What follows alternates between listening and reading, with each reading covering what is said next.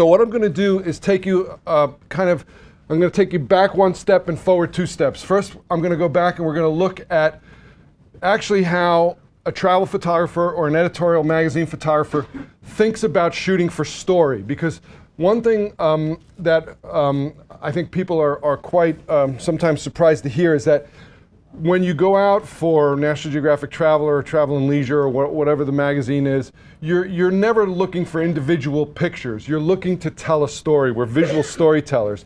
And there's a grammar of storytelling with visuals that we all have to become familiar with, especially if we do want to move from stills to video, or just if we want to work in the magazine business, or if we want to do a print-on-demand book that looks really good, or we want a slideshow that our family will actually watch. We need to become familiar with this grammar of visual storytelling. So what I'd like to do is take you back to a couple of magazine assignments and tell you how I think about organizing myself when I go to these places. You know, there's a conception that travel photographers are kind of like, you know, we go off to Italy and we're sipping wine and we're saying, oh, yes, look at that vista. I think I'll put my wine down and take a picture. Yes, that inspires me. Or we're drinking tea and crumpets and, oh yes, I'm inspired. No, inspiration is for amateurs, okay? We are proactive. We go after things. We have little time on site, and we have to actually go after our pictures. We do not wait for them to come to us. So I'm going to share with you the method that I used for 30 years as a magazine photographer. Then I'm going to take you into a second presentation that talks more about making the translation into video. And then the third thing will be the equipment. You know, we'll talk a little about the gear we need, and we'll look at a number of videos along the way. But let's start with print. Whenever I get an assignment, I give myself a shopping list. It's nothing more, nothing less. It's a shopping list of categories that I have to fill in order to tell a well-rounded story about a place. First and foremost, we're talking about travel photography. It's the geography, the landscape of the area, the skylines of the city. People, I need to get a good selection of local characters. If I'm shooting for a travel magazine, I have to show what visitors do, the people, what they do when they visit the area. If I'm shooting for National Geographic magazine, I'm only interested in locals. I'm not going to shoot the travelers and what they do. If I'm shooting for National Geographic Traveler, I have to show what travelers do and enjoy themselves. But people, very, very important category. And left to my own devices, these would be the only two types of pictures I shoot, because these are my two favorite subjects.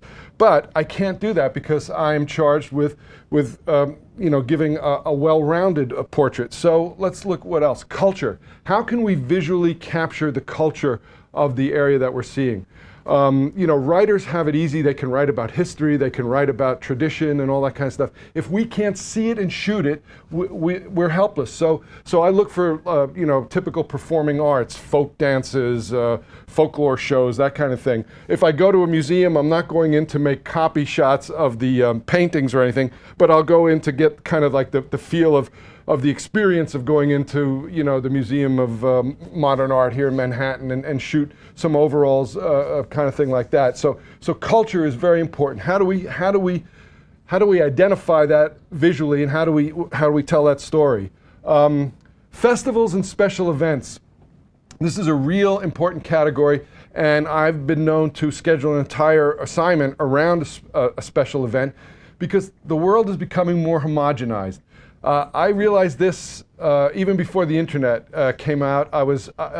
It was when satellite television was first big, and I was shooting a story on castle towns along the Spanish-Portuguese border. And I was in this little castle town, and it looked like nuclear winter. There was nobody around. It was weird. It was like a neutron bomb went. The buildings were there, but there was nobody there. And I was wandering around, and I was expecting to see little old ladies, you know, doing lace work in the doorways, and old guys sitting there smoking their pipes, and there was nobody. And finally, I was wandering around, I heard some laughter, I followed the sound of the laughter, and I stumbled into the taverna who just got their satellite television, and the entire village was sitting there watching Cheers in Portuguese.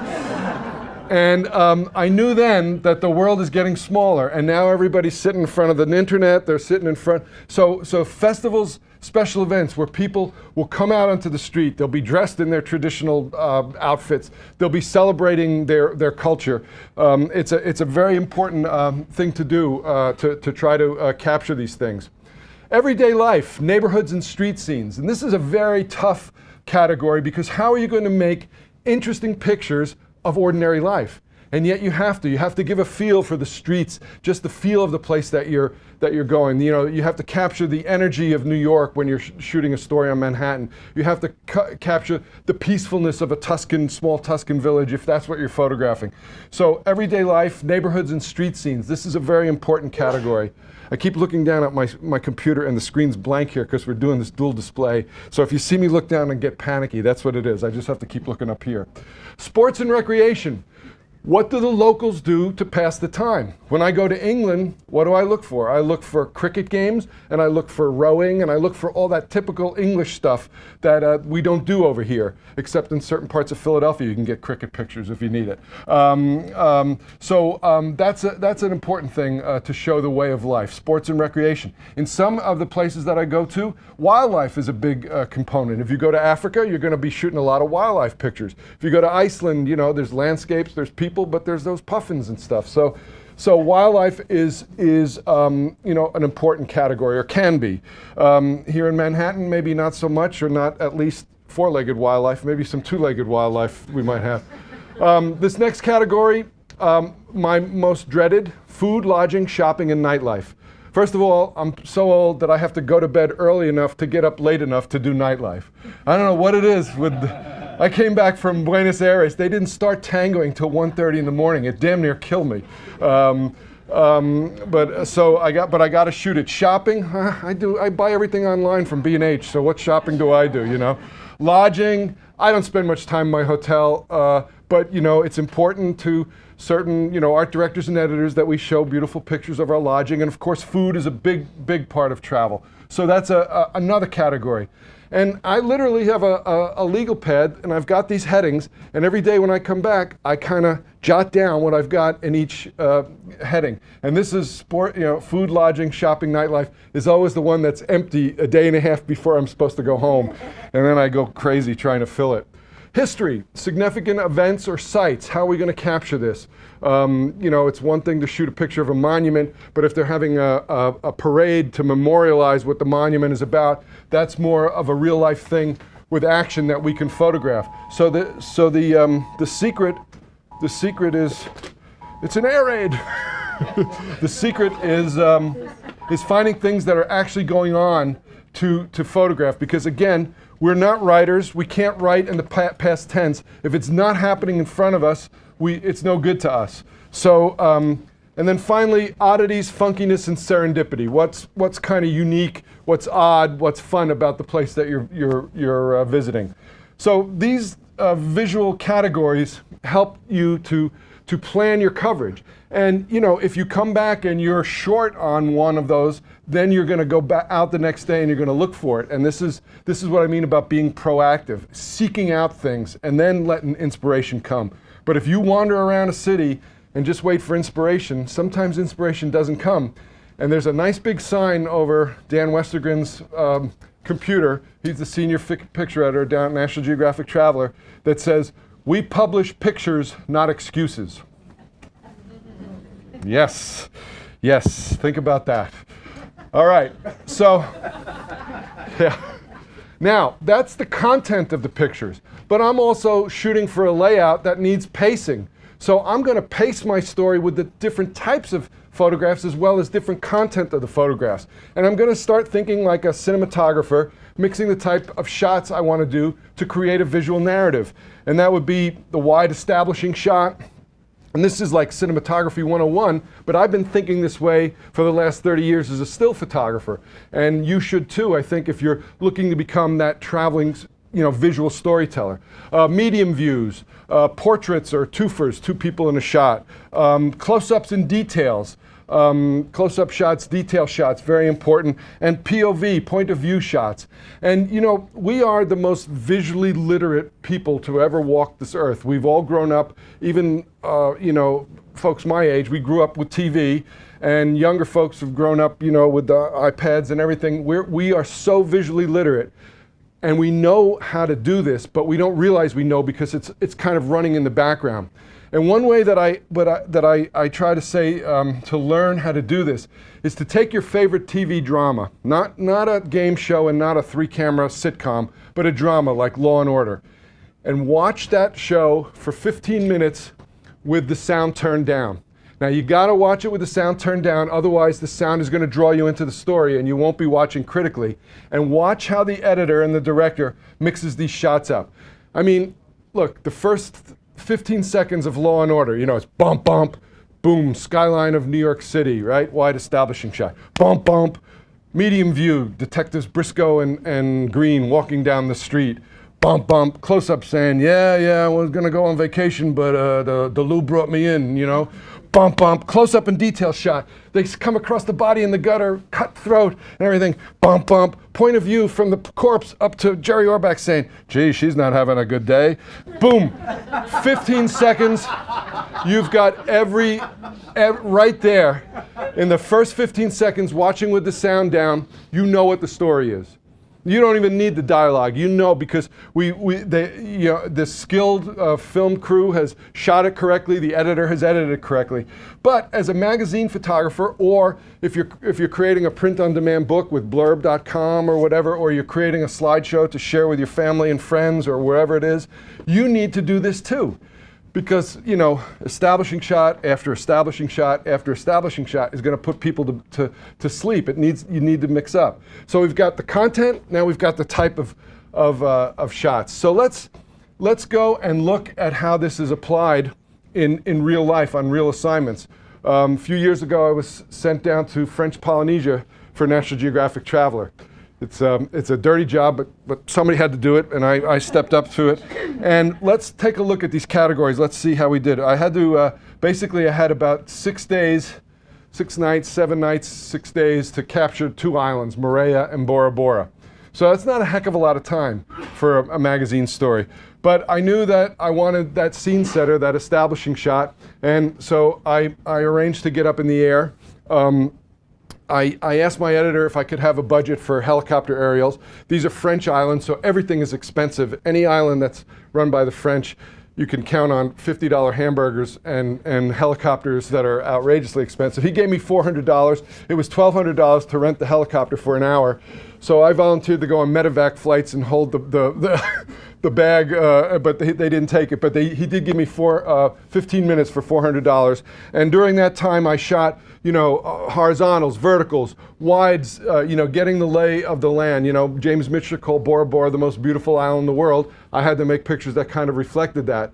I use a long lens, you know, and again, here, you know, if you're going to shoot something that's this abstract, without something of known size, like this boat going through, this could be a microscopic slide of a virus, if you didn't know what it was. So, you know, have one camera with the wide lens, one camera with the tele, and we're just shooting a lot.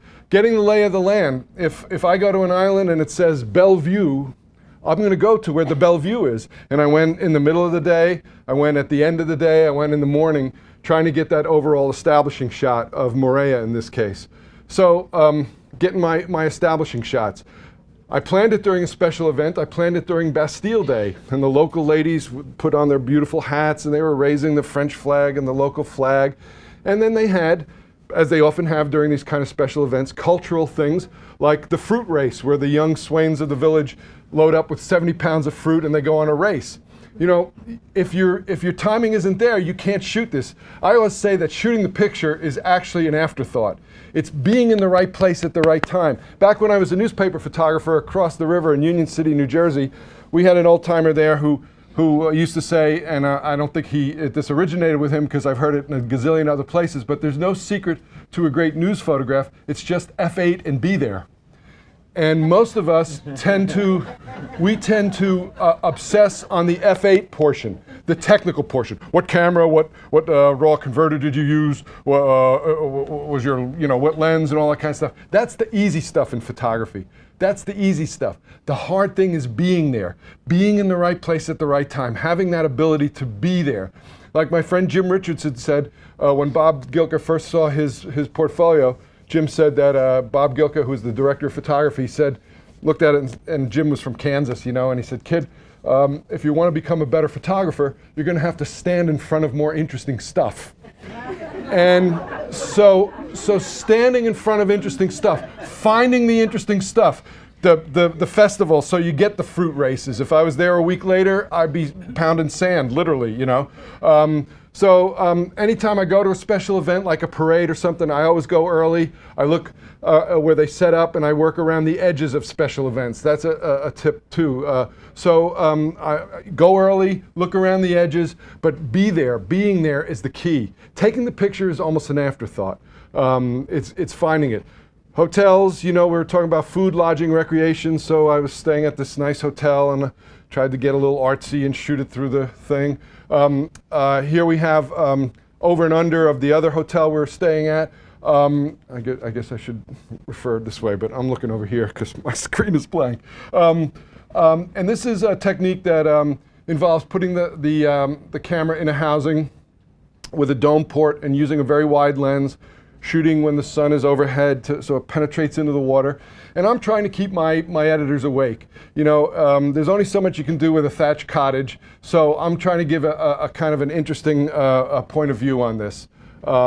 Coral balls and stuff like that. So food, lodging, let's make interesting pictures of our lodging here. Food, they do a kind of a ceviche that they cook in coconut milk. So that was in the era of the Lens Baby, when the Lens Baby first came out.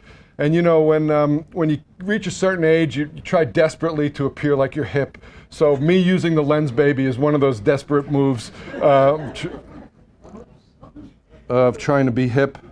And in terms of handing pictures in, the Geographic is the only client I have that insists on seeing everything. And they want your RAWs. They don't want your JPEGs. They don't want you putting layer masks on and doing all this stuff. They want RAWs. So I shoot less now that I'm shooting digitally than I used to with film because I am more sure of what I'm getting. I've seen some colleagues and some people go just the opposite. As long as they're not paying for it, I call them the spray and pray crowd, like this. I don't advocate that. I advocate the intelligent, exploring of a subject. Because think about it. Nobody ever asked a poet, how many words did you think of to come up with that poem? Only we are asked, so don't worry about it. As long as you're hitting home runs, don't worry about it. Okay, back to the presentation. I'm going to stand over here in case I stepped on something there. The other thing, we had food, right? We're talking food now. What's the only natural product of these islands are the black pearls. So I went out with a pearl diver. I couldn't quite keep up with him under the water. I went to a pearl shop and I shot. And again, it was the Lens Baby pearl shot that worked out. Getting up early, staying out late, those happy accidents of rainbows and stuff. If you're up late or up early and out late, these things happen. Culture. I had done some research. I do a lot of research. And there was some guy that was trying on Moorea to run a village like in a traditional Polynesian style. So I went over and I hung out with him. And the way they make ends meet is they would do cultural shows at night for the tourists. So ironically, this torch dancing has been identified with Polynesian culture. It's about 50 years old, and it was started by a Scottish hotelier in Samoa about 50 years ago to keep her guests amused. So it's not really tradition, but it has become tradition. So here the culture. We've gone there as a special event. Now we're tracking down the culture. You never know what you're going to find, and I saw this beautiful yellow canoe parked outside a house, and I knocked on the door and I said, "Is that your canoe?" And I met this guy, Patrick Tairua, and he was a folklorist, and he gave tours and stuff like that. So my wife and I went out on a reef tour with him the next morning, and I was so touched because my wife became so fascinated with South Pacific culture. She wanted to go out on a tour with Patrick every morning. And I thought, I love it when she really gets involved in the. But Patrick took us out, and then he would feed they chum for the animals. This is shot with a small point-and-shoot camera in a housing. This was like a cartoon. He chummed. These fish came in like this, whoosh, boom, and they were gone. I literally had 2 frames, and then they were gone. But so we're part of the thing of South Pacific is the wildlife, right? And so we had to do some snorkeling and showing some of the undersea life, the stingrays, swimming with the stingrays, and I did this over/under thing as much as I could because again, it's very common in the scuba magazines. It's a little less common. The travel magazine editors don't see it that often, and so I'll do anything to keep my editors awake. Including spiking their coffee and stuff like that. This to me had opening shot, double-page truck written all over it, but our art director, you can tell our art director, he loves pictures because he protects them with so many words. See all those? There's nothing going to get in there and hurt that picture. But ironically enough, when we talk about megapixels and stuff, to this day, if you want to work for one of the National Geographic publications, you have a minimum requirement of 6 megapixels. 6. Yeah, you could do it. I mean, this was shot actually with a D70, this whole story, and this is 1/3 of a 6 megapixel horizontal, and it held up for the cover. So don't sweat the megapixels. That's not really important. And down at the Geographic, if you have an SLR and it has 6 megapixels or more, you're cool. Nobody's going to say, hey, why don't you shoot 32 megapixels? They don't need it. Most of us don't need it, A little culture, a little serendipity. I'm hearing drums one afternoon, and I'm going looking for some landscapes, and I come across this reenactment of a wedding. This couple was reenacting their wedding, doing a Polynesian wedding, so we had some fun getting them hula dancing and stuff like that. Just little fun things like that. Culture. One of the traditions of Polynesia is the tattoos, so I looked up a tattoo artist named Ronui. We went and arranged for an hour little shooting session right in his front yard at sunset, and he was one of the most graceful subjects I've ever had in front of my camera. We got off about 40 frames, and then the skies just let open, but in those 40 frames I had like 38 keepers, and it wasn't me, it was him. And this is just simple slow sync flash with a small umbrella. My wife was holding the flash and the umbrella off camera. So real simple stuff. I have to travel very light. But I'm hoping that you can see these categories, the types of shots, how we apply this, how we think in terms of telling a story. Now let's look at another story, and then we'll take a break and we'll move on to motion, because that's why you're here, I think. Another assignment, authentic Rome. The assignment brief, photograph the essential Rome according to local Roman experts. The writer was going to contact experts in the following categories: sites, historic sites, food, lodging, shopping, culture, and street life, right? And I had to get pictures of all of that. And that sounds, and I had, 12 days to do it. Now that sounds like a nice job, right? Over there on an expense account for National Geographic Traveler, photographing Rome. Ah, yes, yes. But major obstacle. Although the story will be shot in February, it will run in July, so don't make it look like winter. I'm not kidding. I'm not kidding. They said, and I said to the art director, what do you mean don't make it look like winter? He said, just have people take their coats off. Here's a guy that spends a lot of time in the office, but it's work, so I'm going to take it, And I go over, and of course, I did some research, and I found out that Rome in the winter, 40 degrees, high 30s, low 50s. I said, that's not bad. But what my research didn't indicate was that when it's 40 in Rome, 40 degrees Fahrenheit, the Romans dress the way the people in Nome, Alaska dress when it's 40 below. Everybody's got the big fur hoods on and stuff. It was a real problem. Fortunately, I had 9 days of rain and 2 days of a heat wave. But I had to shoot the architecture, but I had to shoot it at twilight because the weather was so terrible. And again, I'll take my advice from whatever quarter it comes from. If it says stand on the X and take a picture, I'll do that. I'll try that. I don't look a gift horse in the mouth there.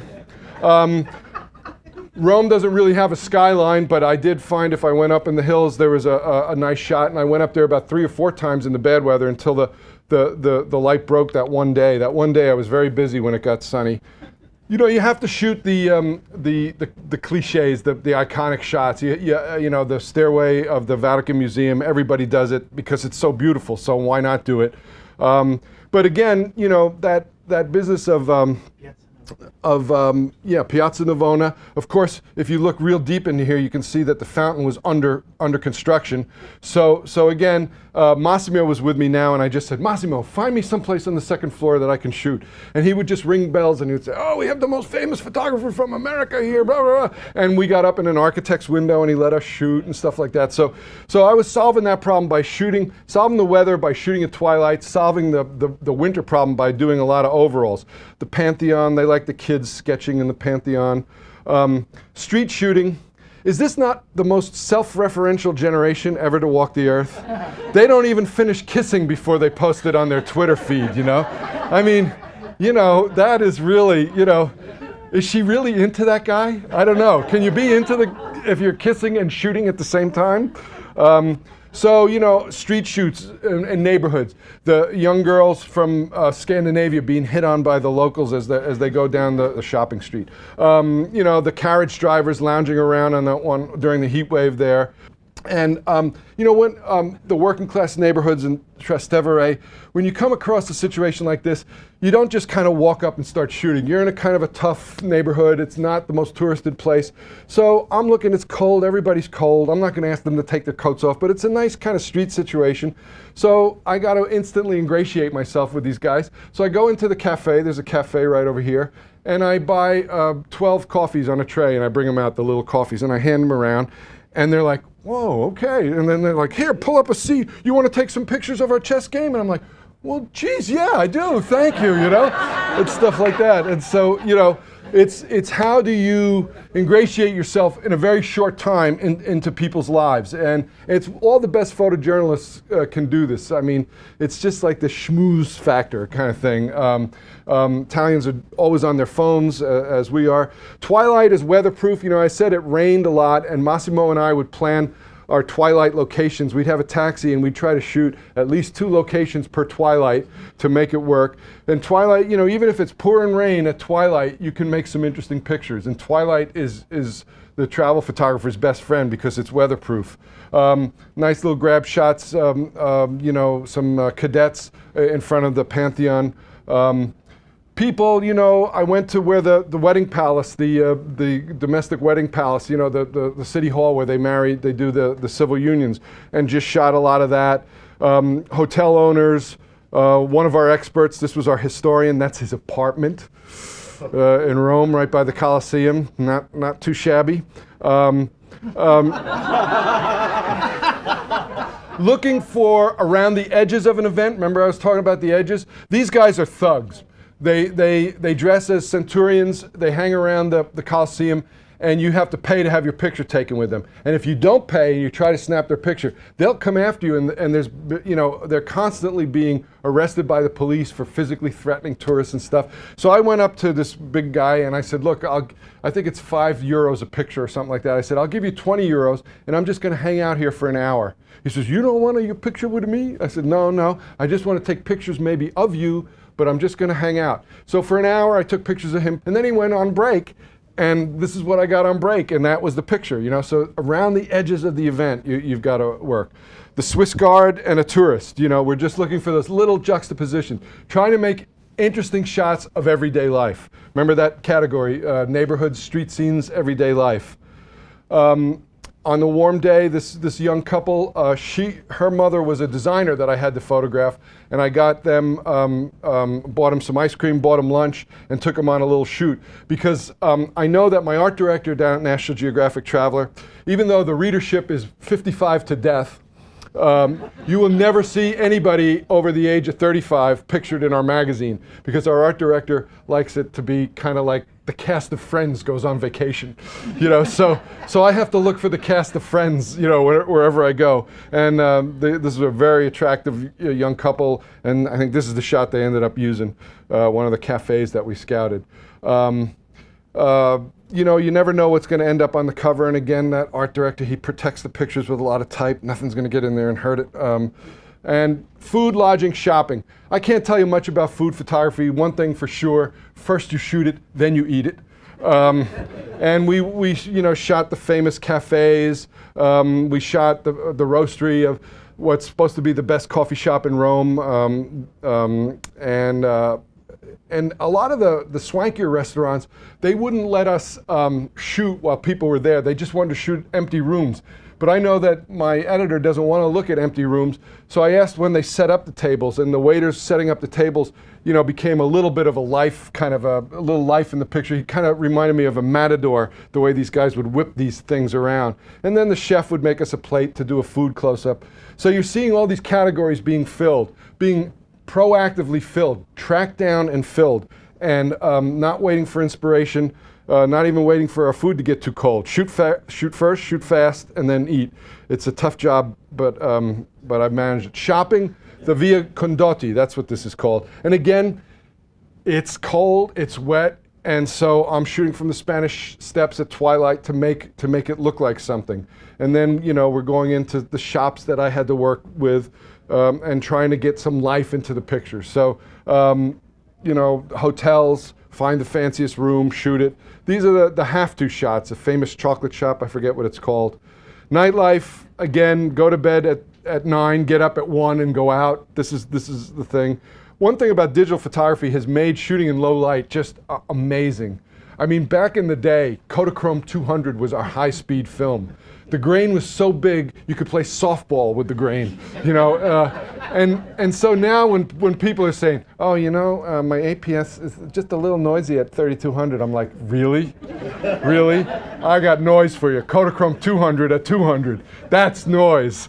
It's like Crocodile Dundee, that's a knife. So, I'm not bothered by noise, it just doesn't bother me that much. But the ability to be able to shoot or even bounce a little flashes in this case and work very casually is really one of the great advantages of digital.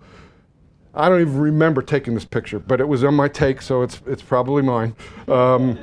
Culture, a lot of religion, a lot of Catholicism in Rome, a lot of beautiful old museum palaces and stuff, so we have to shoot that. That's part of the culture. And the housing of these art treasures is almost more spectacular than the art that they house in some of them. So we track down the most beautiful examples of culture.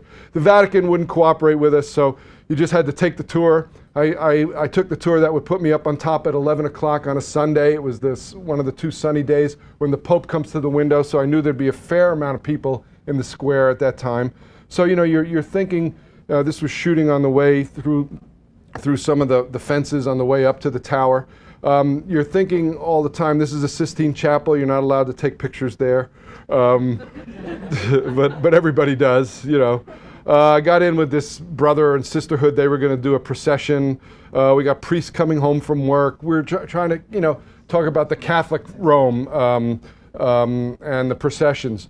So there you have it. And mixing your shot types, filling your categories was really important to me during my career as a magazine journalist. And it's become even more important now in my fledgling career doing video. And we'll talk about that more later. I just want to share a short reel with you, and then we'll stop and take questions, and we'll gear up for the next presentation. And this is my reel. I've had to learn some cinema speak. So we don't have portfolios, we have reels. Sizzle reels. This is my Sizzle reel. So here's my Sizzle reel from last year.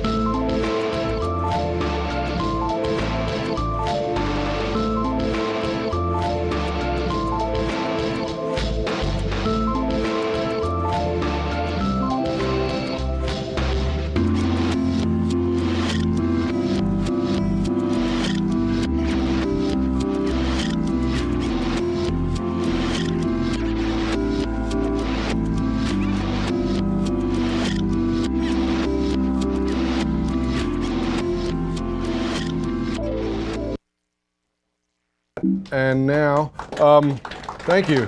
I'm going to key up the next show, but I'd be happy to take any questions that you may have. Yes, sir. Regarding those pictures you took in Bora Bora, yes. Italy, for people, did you have to get release forms? The question is, do I need to get release forms for people? And no, not when I'm shooting for a publication like Geographic or a newspaper, because it's protected basically by the First Amendment. I'm not a lawyer. I've never played one on TV, and you should not construe this as legal advice. But basically speaking, when it comes to releases, if you are using the pictures for editorial purposes, which are magazine, newspaper, certain editorial websites, even if you have an exhibit and you're selling it, it's not whether you're getting money for it or not, it's the usage. If it's editorial or personal use, you are technically you don't need a model release. Now, where you do need a model release is, let's say you have your exhibit and some guy from Nikon comes in and says, wow, I would love to use that in the Nikon catalog. Now that has switched from editorial usage and personal usage to promotional usage, and you need to have a model release. Now, every time you read these photo contests that so many of these places have, and they say you must have a model release to enter, you know what those people are doing?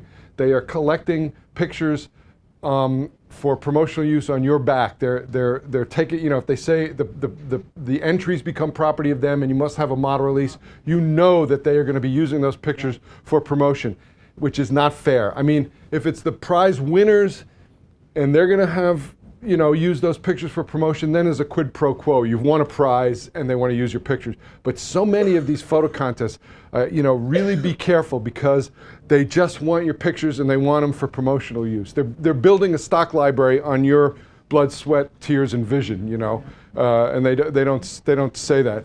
Any other questions? Yes.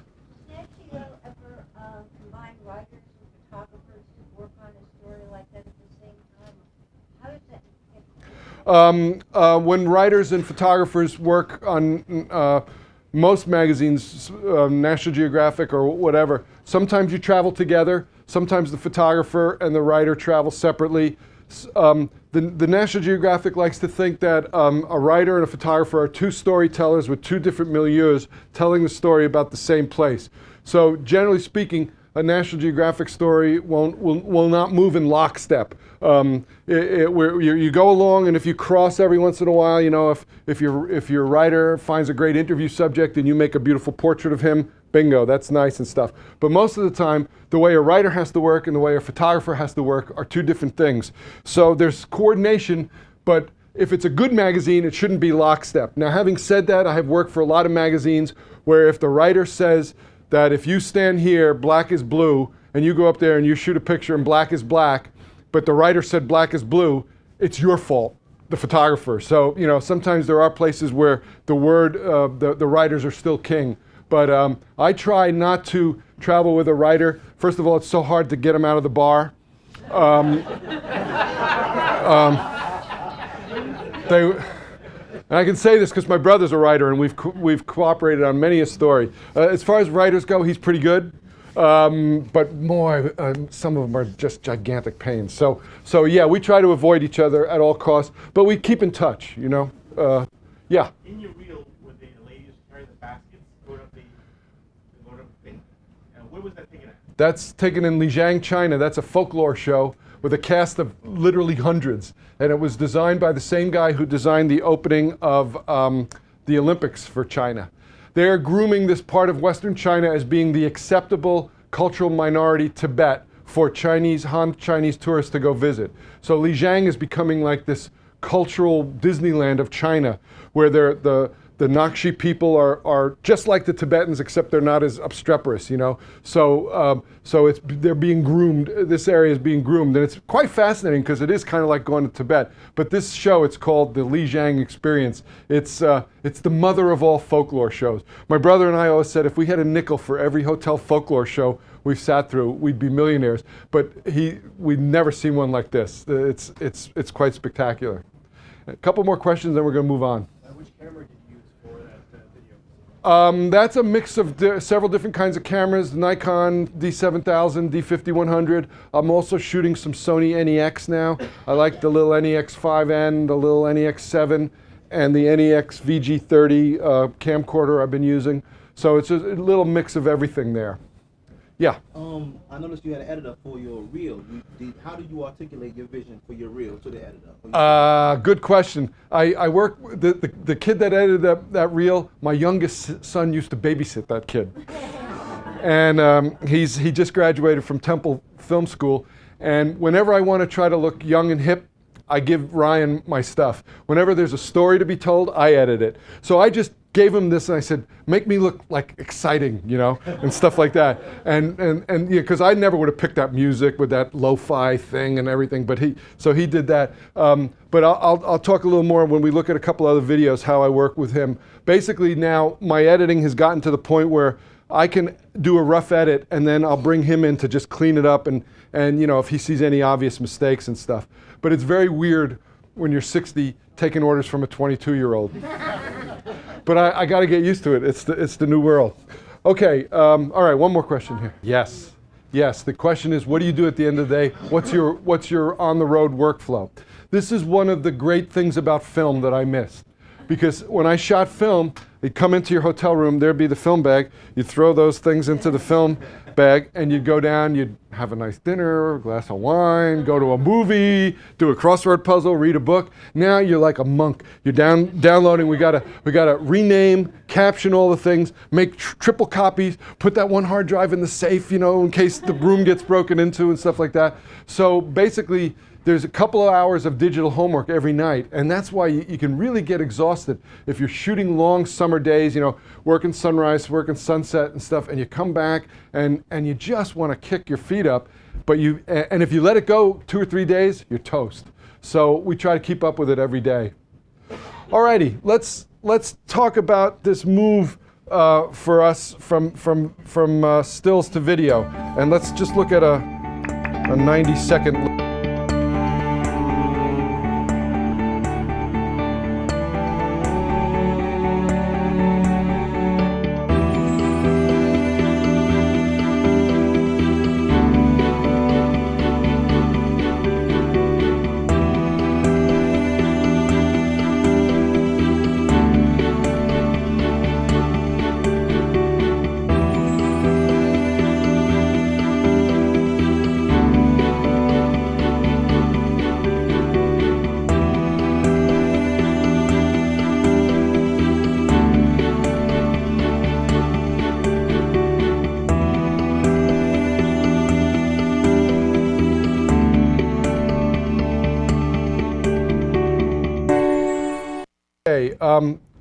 What we still photographers don't really realize is that we have the skills to do this. We can really do this. We just don't know it yet, but really, we know about composition. We're pretty good with light, right? We know about light.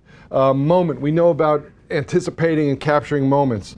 We even know, some of us, about storytelling with our pictures and everything. So, and pacing a story and stuff like that. So these skills, and if we don't know it consciously, we know it unconsciously from the gazillions of movies that we've watched and the television shows that we've watched.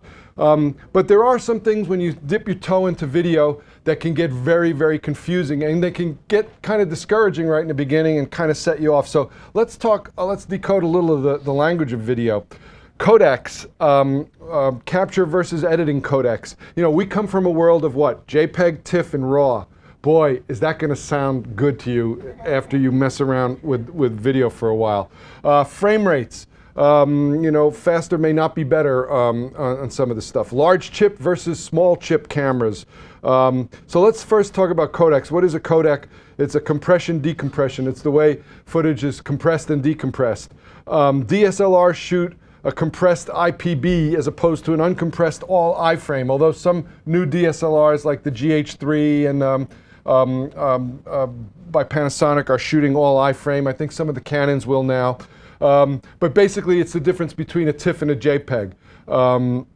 One's compressed and one is not compressed. And you don't need to really worry about this other than that you know that basically, for most of us shooting DSLR video, we're back in a JPEG world. because that's essentially what we're shooting. You use different codec to capture video than to edit it, like shooting RAW and editing and handling JPEGs, only we're going to be shooting one type of JPEG and probably editing in another type. DSLR shoot mostly in H.264 codec. It's very easy for most nonlinear editors to transcode and edit. Some Panasonic and Sony use AVC HD, not very computer friendly. It's designed to be watched by plugging the camera right into an HD TV. But most of our editing programs will transcode this stuff now. There are scores of codecs, and they all have their strengths and weaknesses. But basically, it's a Tower of Babel. You will miss the world of RAW, JPEG, and TIFF, believe me, because that was so simple.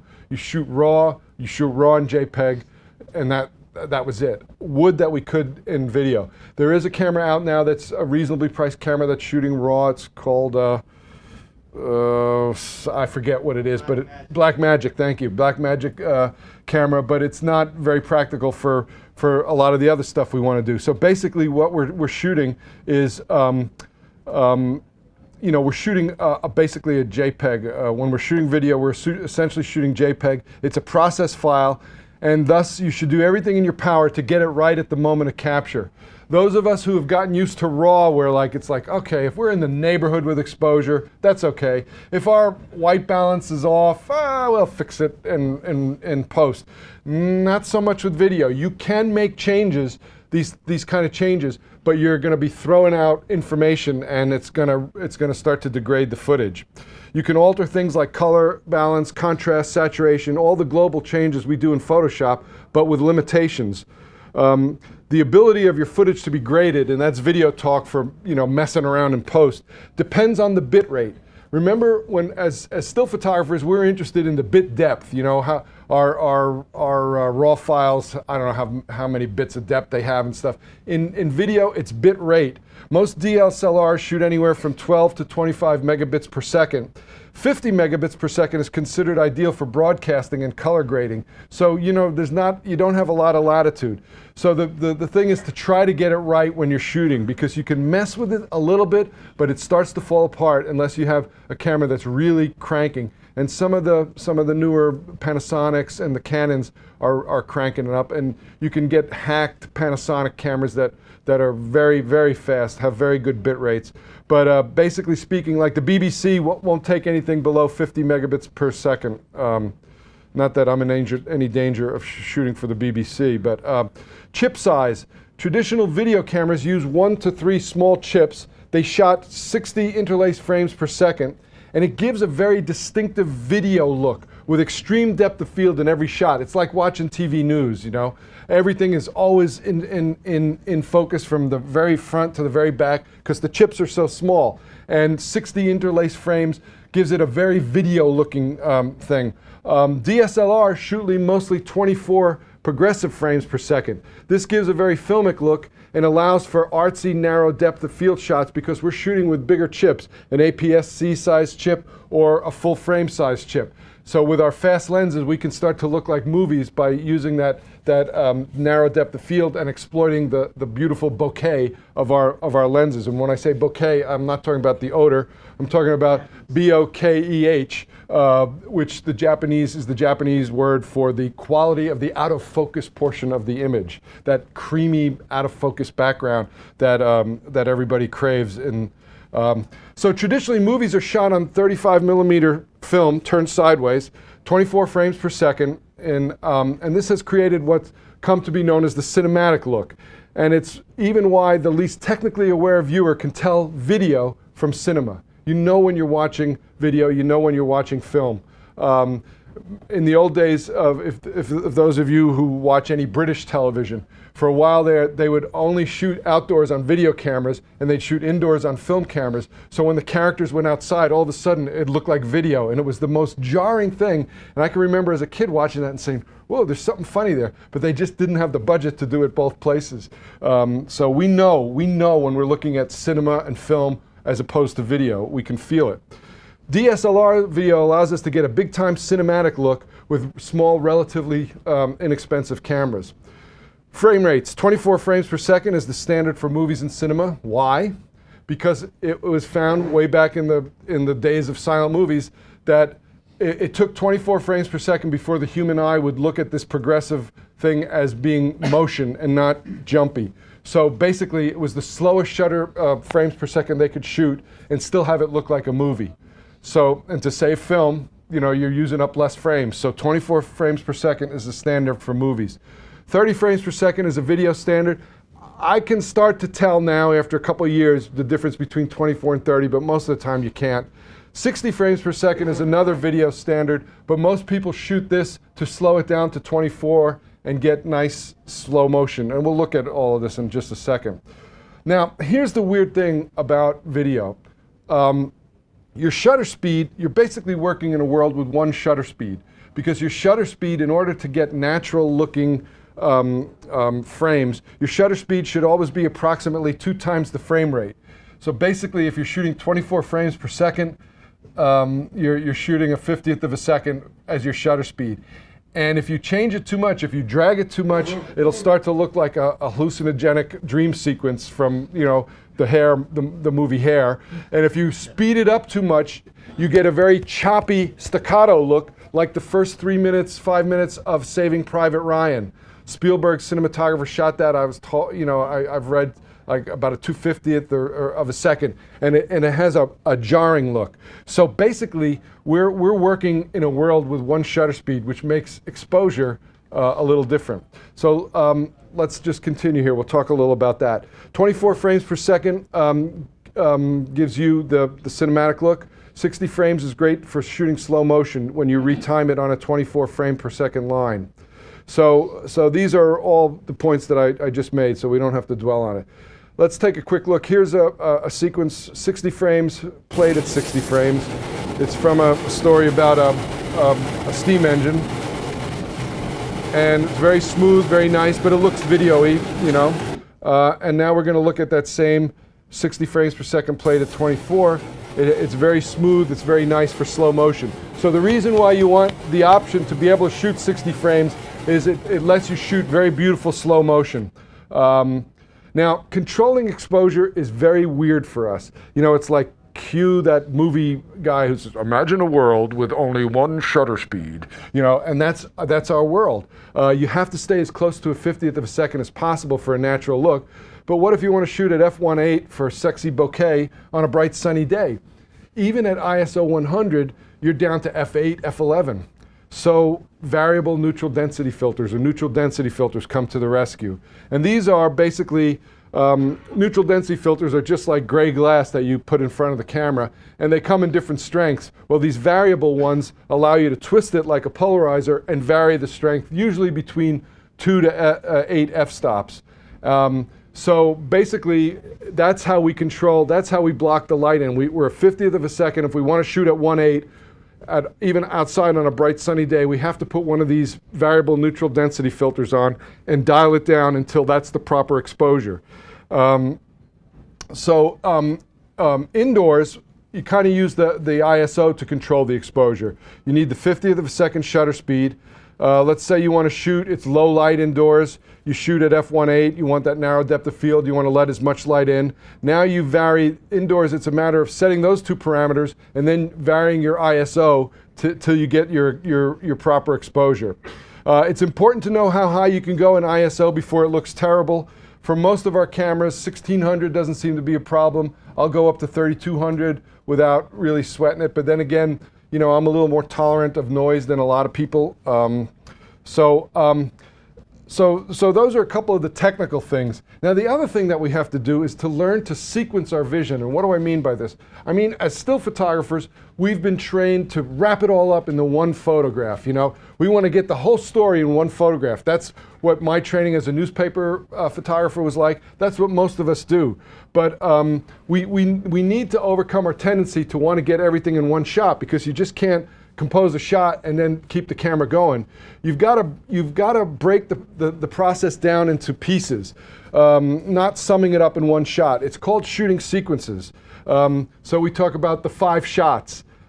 We talked about the 5 angles before. Remember the establishing shot, medium shot, close-up, point of view. Well, now there's 5 shots. So let's take a look at what the 5 angles. Well, we've gone over this. Establishing shot, medium view, all these things. These are the 5 angles. But here's now how angles can help you in a project. Now I'm going to show you a short 3-minute film, and then I'm going to tell you at the end why I shot so many close-ups. And close-ups is something that you got to learn to love if you're going to get into motion. So here we go. We'll look at a.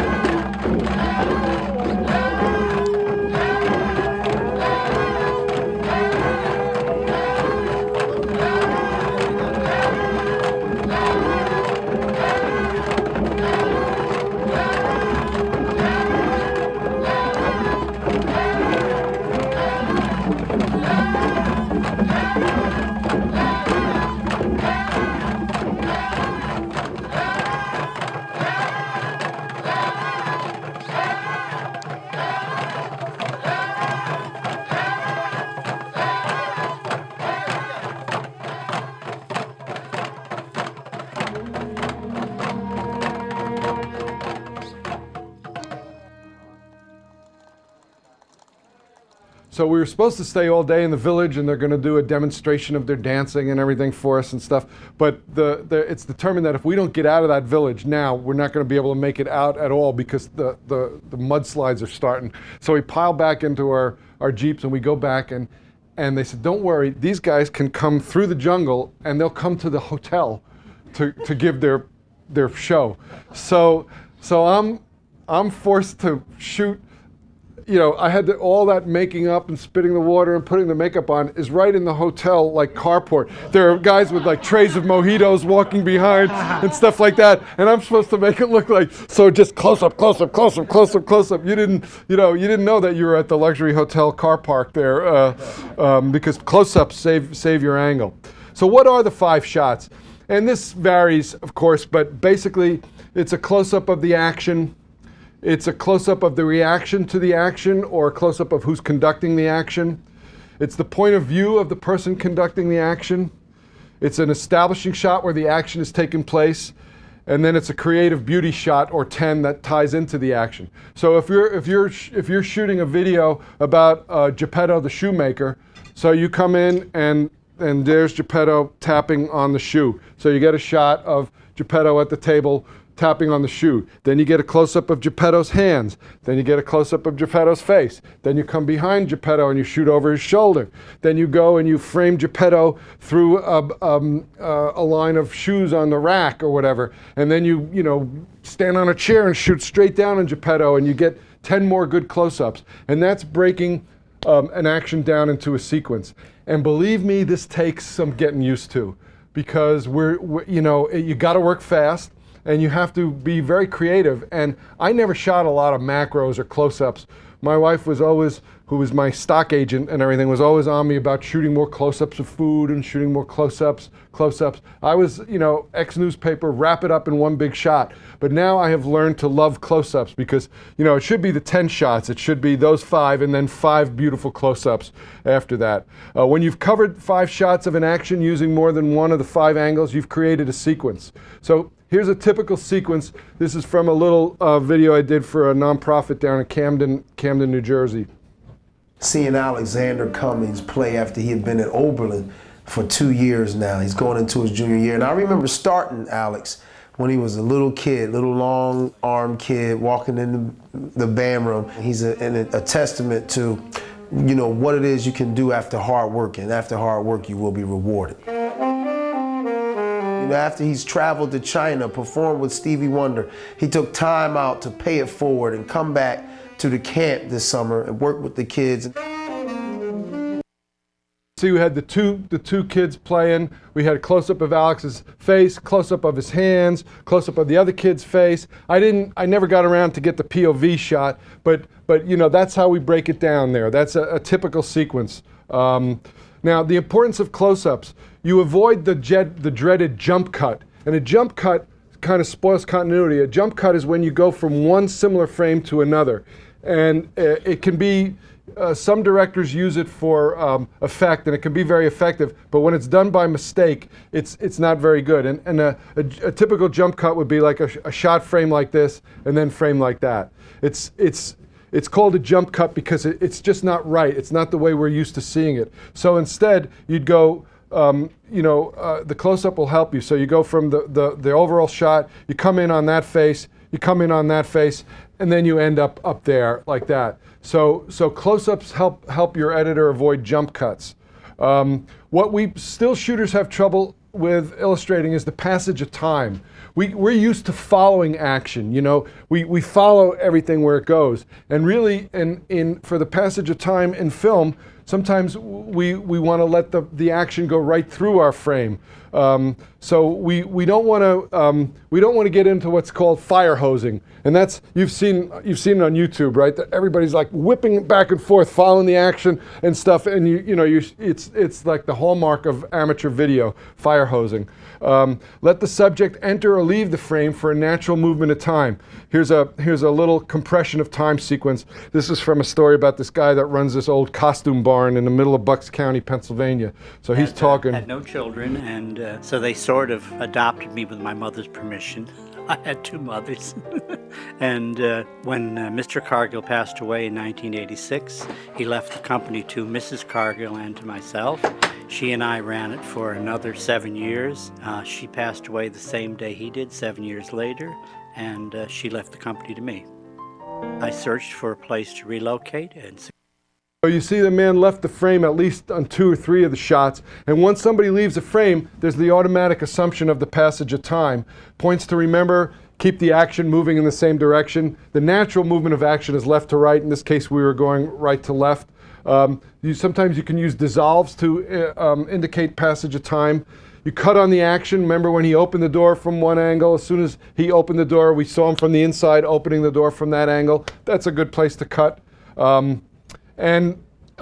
Just things like that will help your editor help you create sequences. Now, another hard point that we have as still photographers is acknowledging the importance of audio. People will tolerate lousy visuals, but they will not, if the audio is scratchy and they can't hear it, they just tune out. And this is something that you gotta take it as an article of faith because it's true. And it's hard for us as visual communicators to think that something may be more important than us. Impossible, right? But audio is very important. You can geek out on audio just like you can photography. I mean, boy, the audiophile is a different kind of critter, I gotta tell you. But good basic practices with basic gear will get you in the ballpark. I mean, we're not looking to become the next Spielberg. We're looking to make nice, professional looking videos that'll look and sound good on the web. So dual system audio is necessary for most DSLR work, especially interviews. Now, what do I mean by dual system?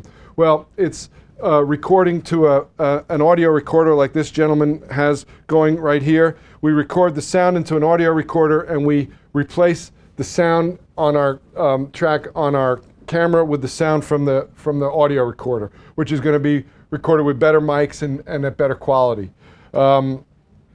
So you'll hear a lot of talk about signal to noise ratio, the loudness of the subject versus the noise floor of the mic. And the noise floor is just that inherent hiss in a mic. The lower it is, the more money you've paid for your mic. But so you need a real strong signal to noise ratio, a real strong signal and low noise.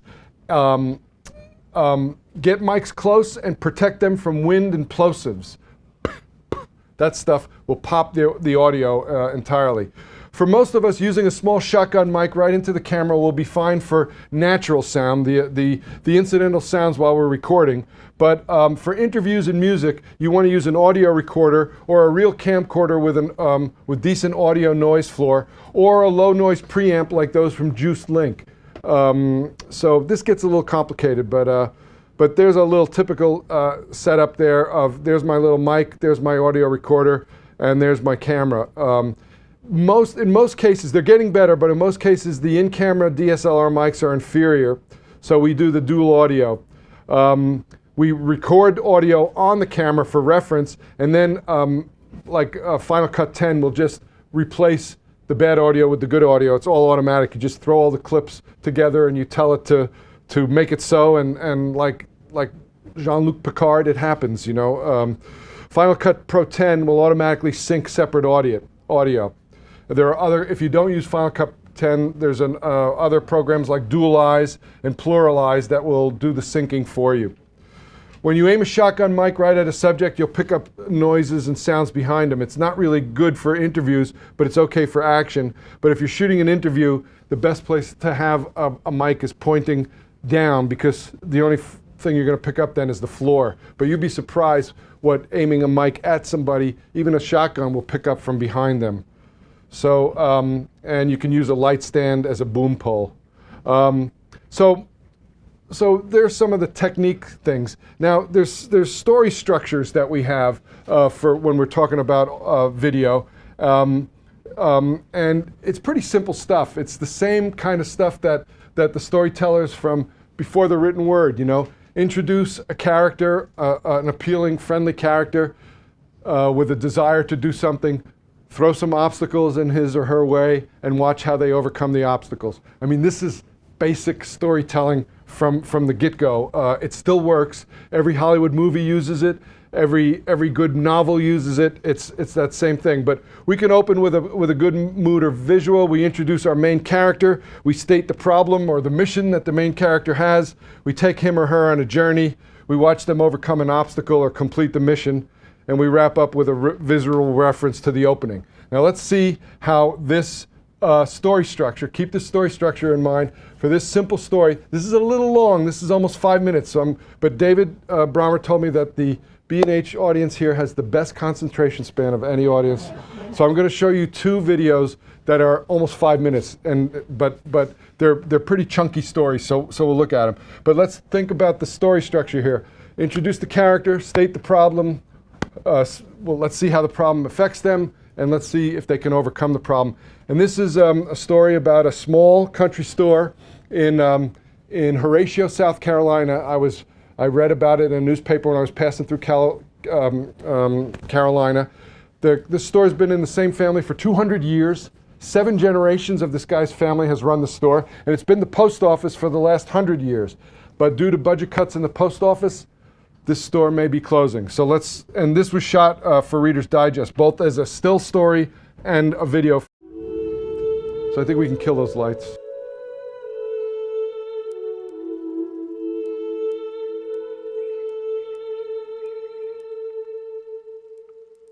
My family's operated a country store here in Horatio for over 200 years, and the post office has been there since 1900.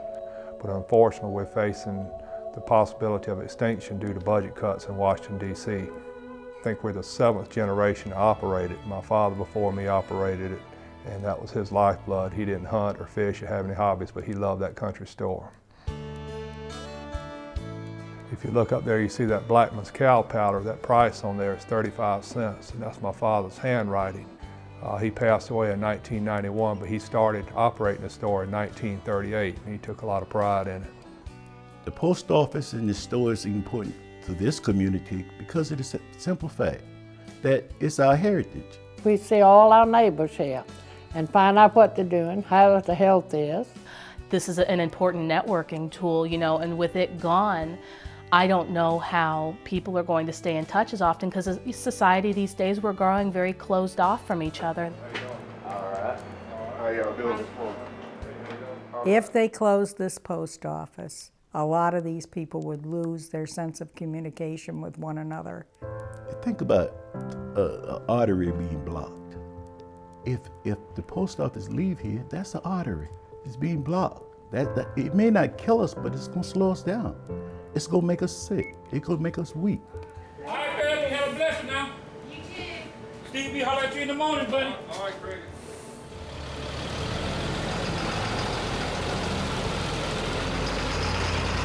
We'll lose so much more than just the post office. People have asked me, would the store close if the post office closes? And unfortunately, I'm afraid the answer to that is yes, because they depend on each other. People come in to buy a postage stamp or whatever and go buy a drink or vice versa. I don't think that one can make it without the other. And the store is part of history. It's been here long before I ever came.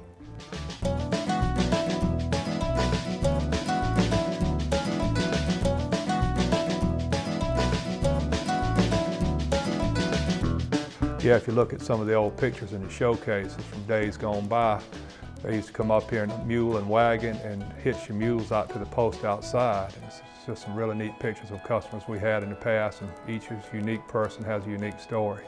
If you look at the shelves, they're lined with medicines that go back to the 1930s and 40s. Anywhere from Dr. Thatcher's laxative syrup to white liniment to Beach's Wonder Oil. But one thing they all have in common, they have about 5% alcohol in them. I believe that goes back to the days of Prohibition. When they couldn't buy it, they figured out another way to get it. If the post office closed here and the store closed, there would be nothing here, you know, for anybody to have a memory of Horatio. I think this community would more or less just fade away into nothingness. The post office and the store are both very important aspects of this community. It really keeps Horatio on the map. And I just think it's a sad state of affairs. We need this post office in this community. We truly do. We have a variety of people here, some who cannot read or write and who need help making out paperwork. You find that a lot of people in a rural community do not have bank accounts. So they want to work through the post office with their money orders. So for them, post office is very relevant and important. I've lived here all my life with the exception between 2002 and 2006. For 4 years I went to Washington, D.C. with the League of Postmasters, and I got to meet a lot of important people there, and it was a great experience, but it made me appreciate home that much more when I got back here. You know, I grew up in that store, walking on those wooden floors, barefoot as a little boy, and to me, it's just, it means everything. It's hard to describe, but it's just a feeling of community, a sense of community we have here. It's what I know, it's what I love, it's what I'm about. It's it's life itself, really. Make no mistake about it, the Lenore store is not just another cutesy landmark. It's an integral part of my life, it's an integral part of the life of the community, and to lose it would be devastating. If it's in your hands, and if there's anything you can do, please let it be that Horatio Post Office not closed.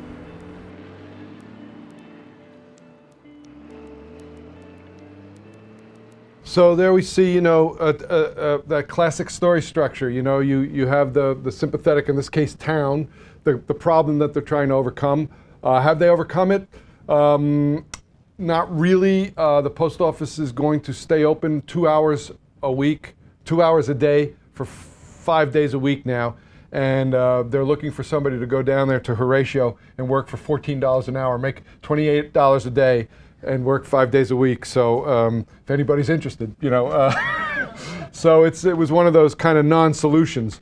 But another analysis that I use when I'm thinking about what a story is I take a page from my dear friend Bob Sasha's book. Bob is a National Geographic photographer who kind of made the jump to motion about 10 years ago, and he's been the guru for a lot of the rest of us following his way. And I call this Sasha's Law of Story. The five elements. Character. Is there a main character through whom the story can be told? Is he or she interesting and able to communicate the story?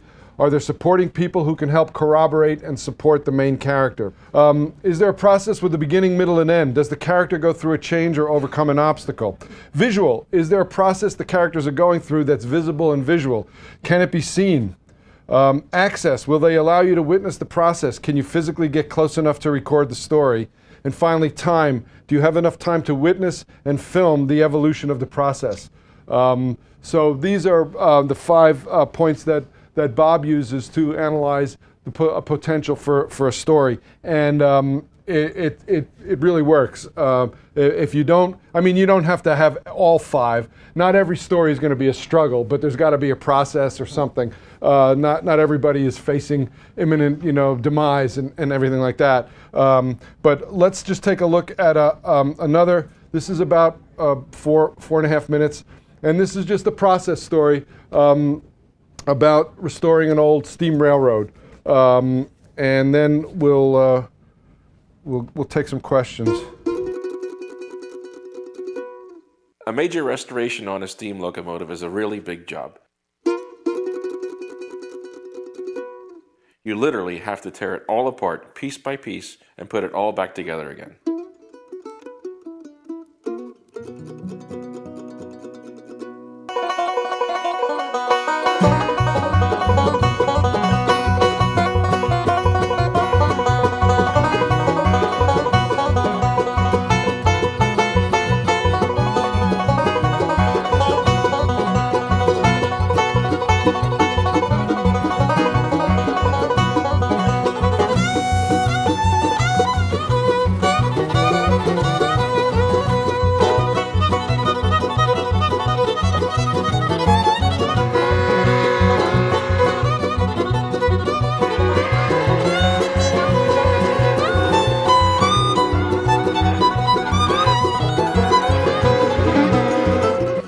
There's something about the magic of steam.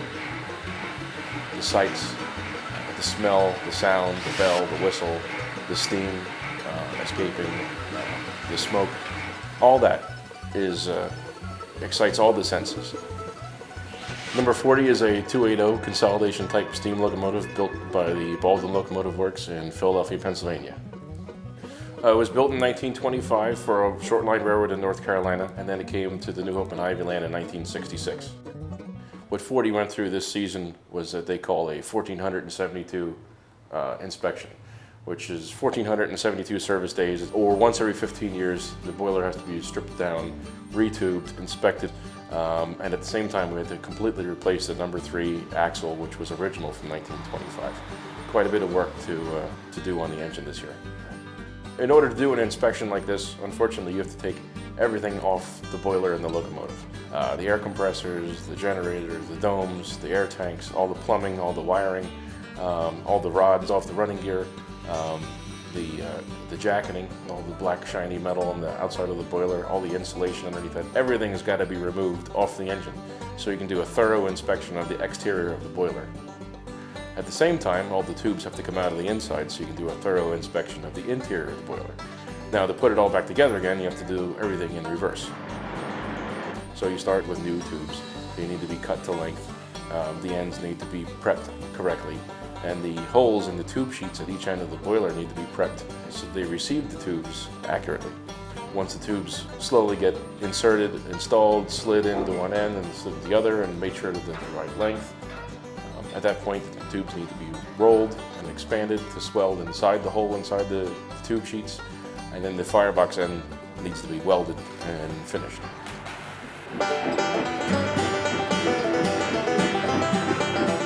The equipment itself is great, the history is great, but none of that means anything without the right personnel and staff to work on this stuff.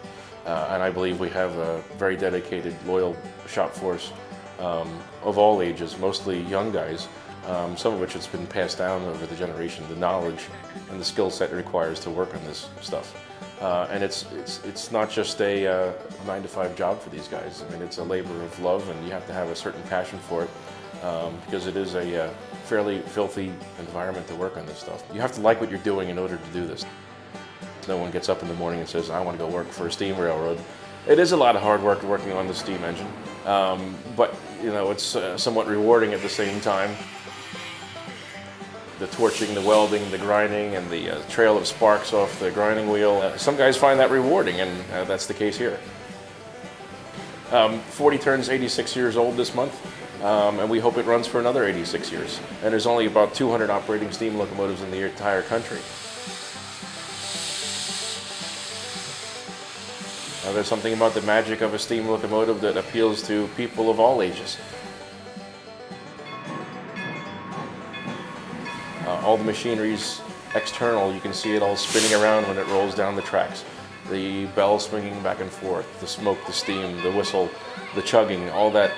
And you just don't get that anymore in today's society with computers and microchips and iPods and whatnot. A steam locomotive has a magic that reaches out to all generations.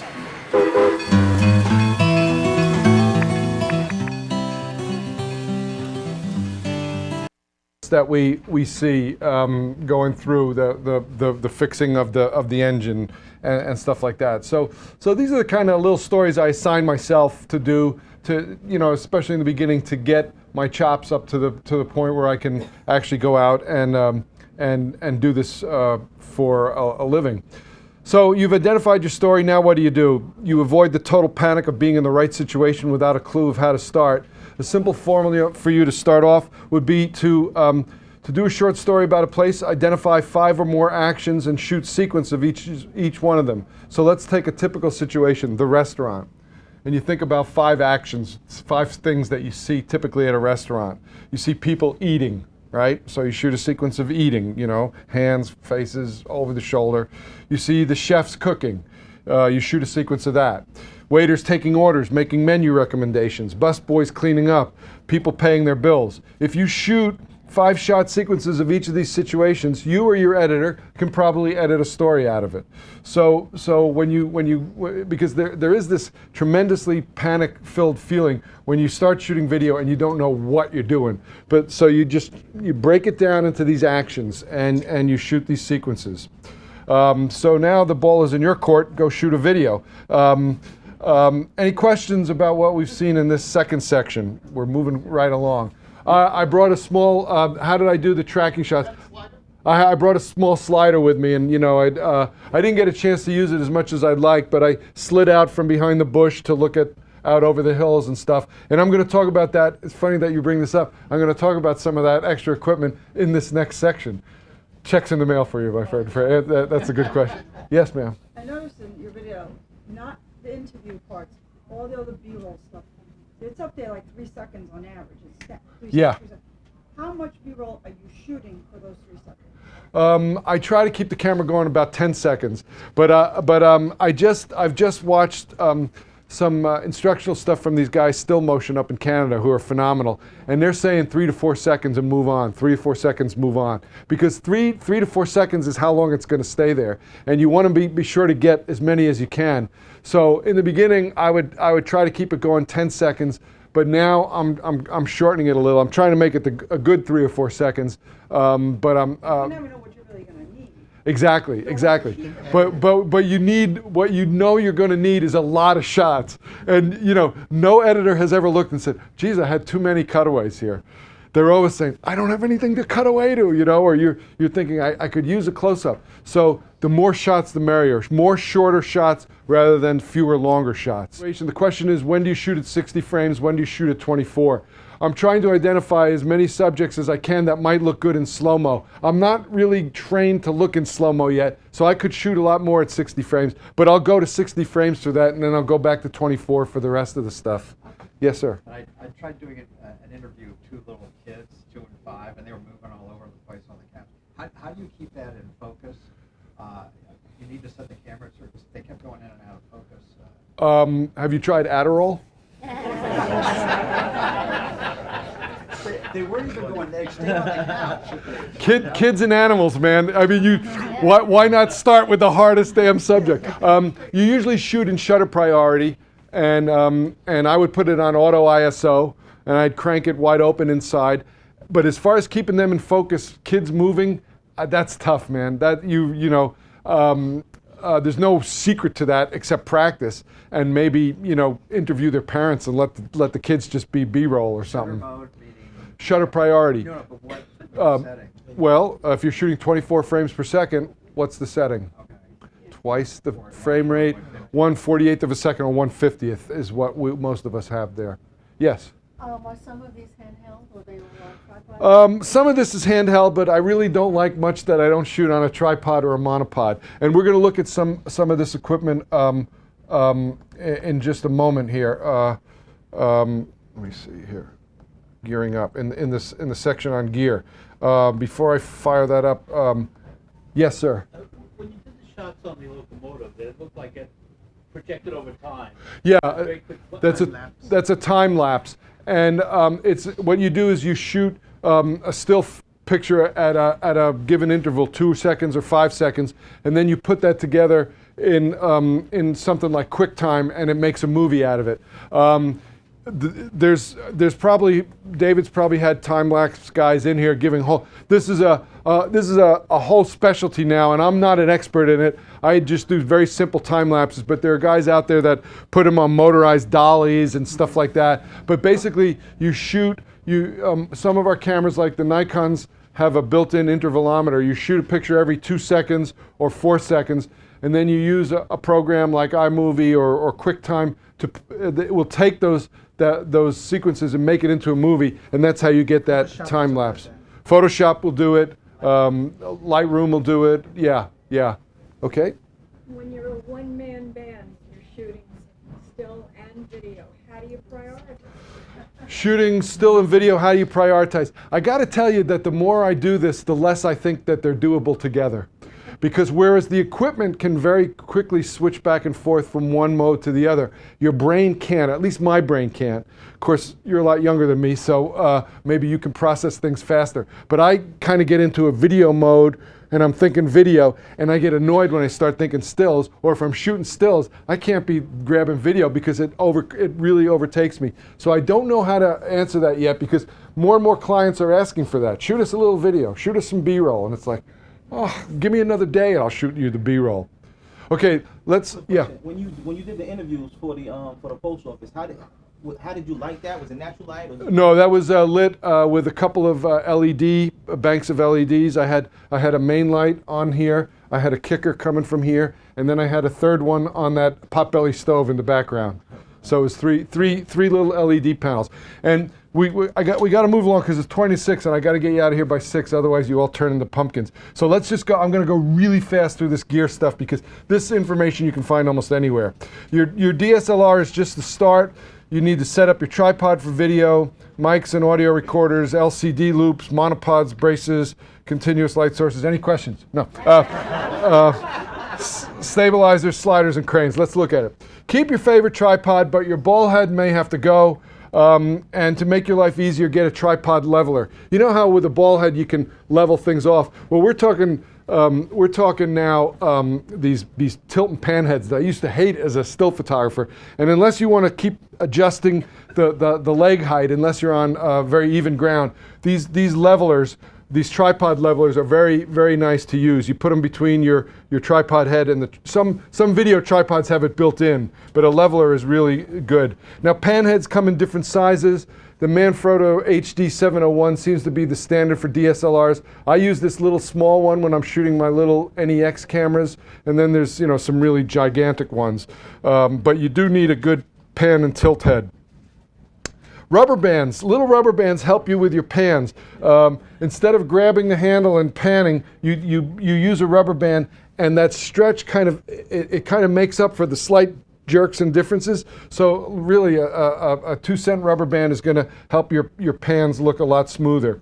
Now audio, you have two choices. The professional is the XLR, or the amateur is the mini plug. XLRs deliver balanced audio. It's the professional standard.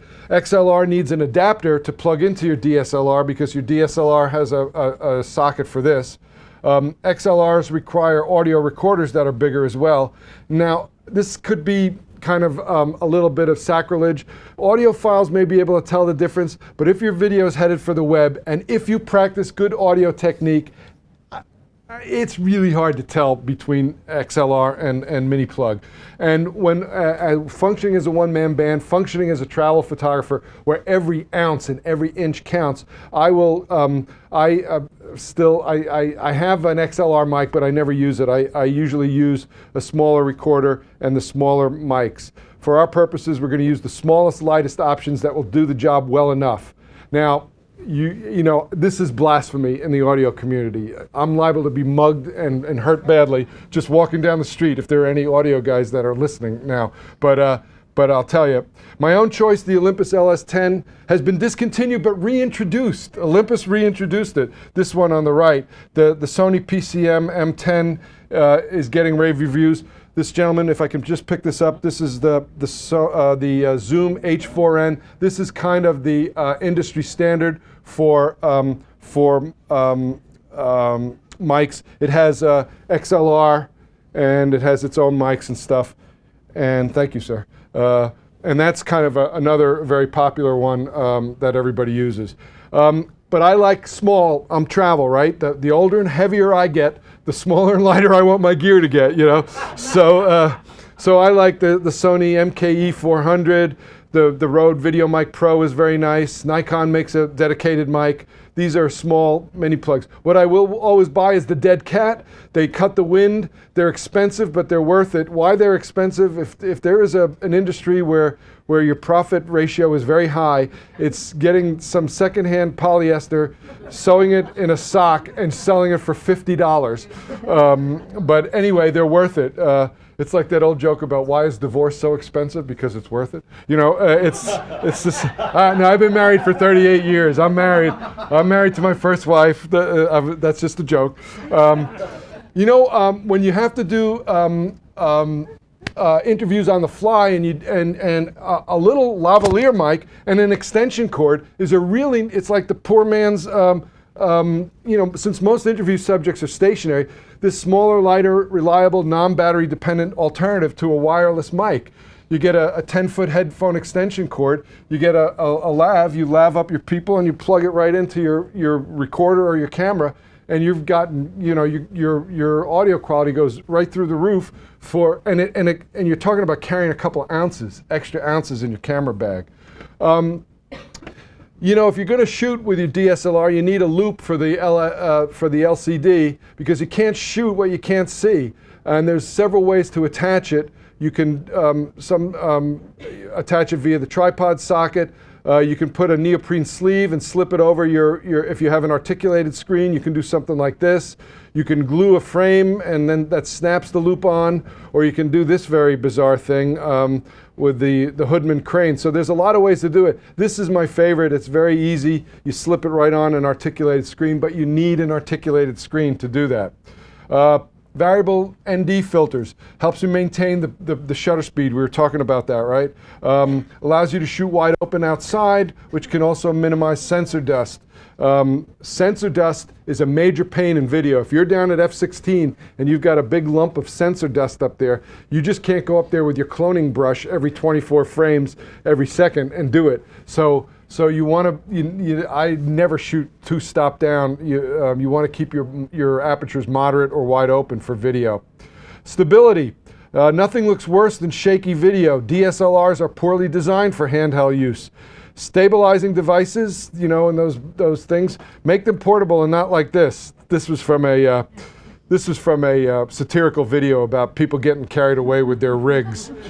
If you ever really want to have a laugh, you read these cinematography magazines where they're saying, we can now use small light cameras and it's wonderful. And then they proceed to put so much junk on it. You look like Charles Atlas. It's this thing, you know, weights on the back and stuff like that. It's crazy. But this monopod with the little tripod foot is a terrific thing made by Manfrotto. The 561 BHDV is the big one. The 561 B1 is a smaller one. The feet give it extra stability, but you can also kind of lock it down. I wish that Manfrotto would make this foot available so I could put it on my really good Gitzo, or I wish they would.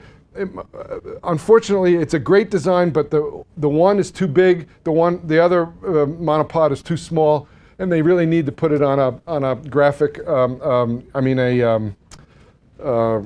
lightweight, carbon fiber, thank you, carbon fiber and not aluminum. But this is a terrific tool for shooting video. Then there's other shoulder rigs, the $30 cowboy rig, a little light and inexpensive, customizable $18 video prop, anything to give you extra stability and movement.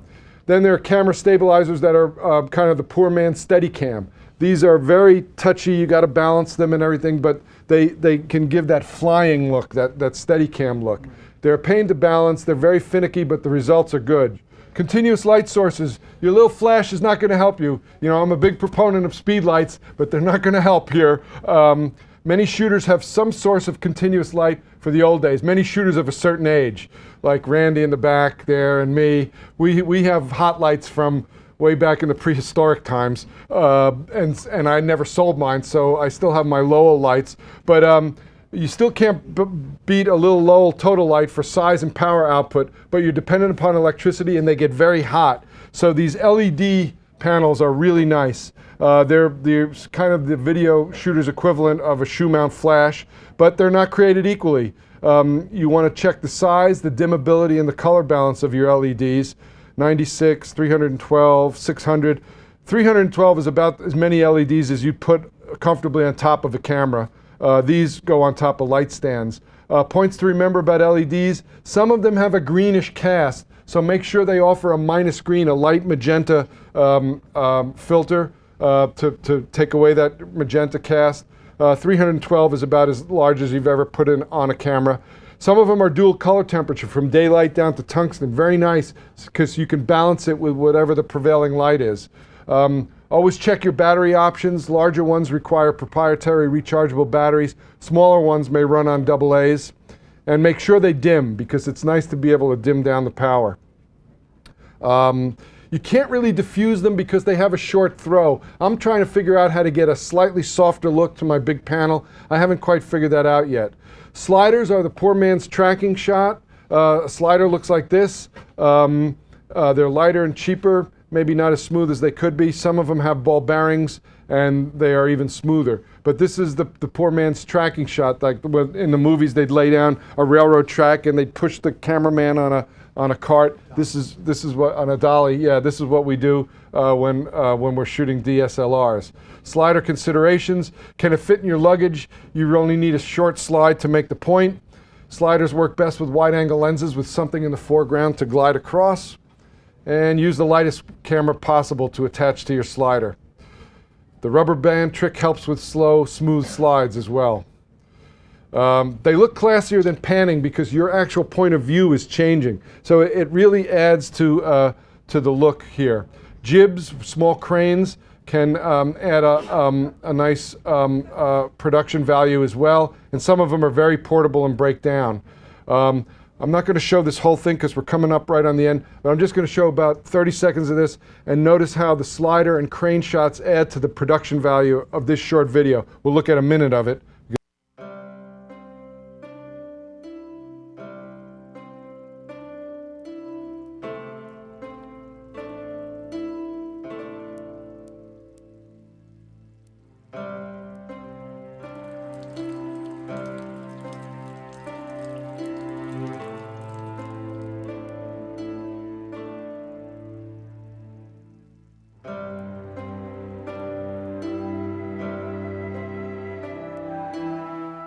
My father once said that a tree is perhaps our most intimate contact with nature, that each tree had its own particular destiny. He strove to make that happen, and we're still doing that today.